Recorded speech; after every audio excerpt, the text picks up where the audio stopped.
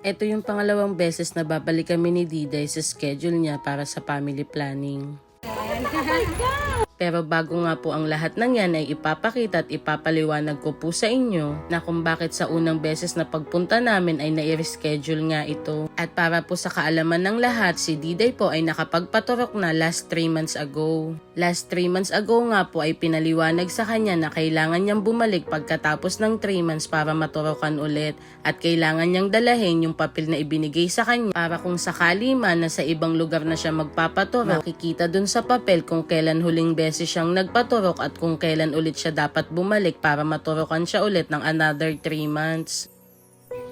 Dahil lumipat nga si Diday ng ibang barangay, kailangan nila ito munang makita bago nila turukan si Diday para sa safety nito. At eto na nga po yung pangalawang beses na pinuntahan ko siya para samahan pero wala nga si Diday. Kaya tinawagan ko nga po siya at sinabi ko sa kanya na sa barangay center na lang kami magkita.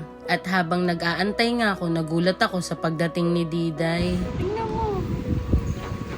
Yan, hindi lang Diday. Saan natin ah? Ay, ganyan. Ay, ka!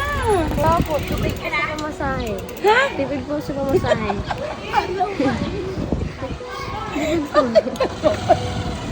Okay lang po yun, sanay naman po. Halika na. Kung Ingat sinabi mo naman po. sa akin, dapat sinundo na lang kita. Ba't hindi ka nagpasundo? Nalayo po po kasi. Okay lang yung dadaanan ko na lang. Okay na rin po.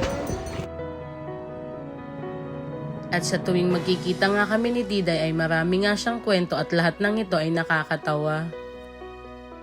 At dito na nga po nagsimula ang lahat ng papasukin na kami at para makausap na si Diday.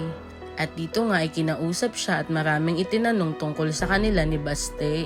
At nakakatuwa nga si Diday dahil sa murang edad niya ay naiintindihan niya na yung mga sinasabi sa kanyang paliwanag na dapat at hindi dapat niyang gawin habang hindi pa nga siya natuturokan. At may mga bagay na kailangan muna siyang gawin bago ulit siya maturokan at meron nga mga pribadong na pag-usapan na hindi ko na po pwedeng idetalye pa sa inyo. At sa may mga asawa po na nagpapa-inject din para sa family planning ay alam niyo na po kung ano po yung ibig kong sabihin. At maayos nga pong natapos ang usapan nang bigyan na kami ng schedule kung kailan nga po ulit pwede na siyang turukan. At ipinaliwanag po sa amin na yun na po yung sure na date na pwede na at safe na siyang turukan. At syempre po nagpapasalamat po ako sa mga nag-assist sa amin at sa mga taong nakausap namin dahil talagang ang babait po nila at pinapayuhan po nila si Diday. Kaya ang may papayo ko po sa may mga anak na at gustong magtanong about sa family planning, huwag po kayong matakot o mangamba na pumunta sa inyong barangay dahil tuturuan po nila kayo about sa family planning. At sana po ay naipaliwanag ko na po sa inyo ng maayos about po sa pagpapa-inject ni Diday. Alam ko po na maraming nagmamahal at maraming concern kay Diday. Kaya palagi ko pong ipinagpapasalamat ang inyong walang sawang pagmamahal at pagmamalasakit para kay Diday.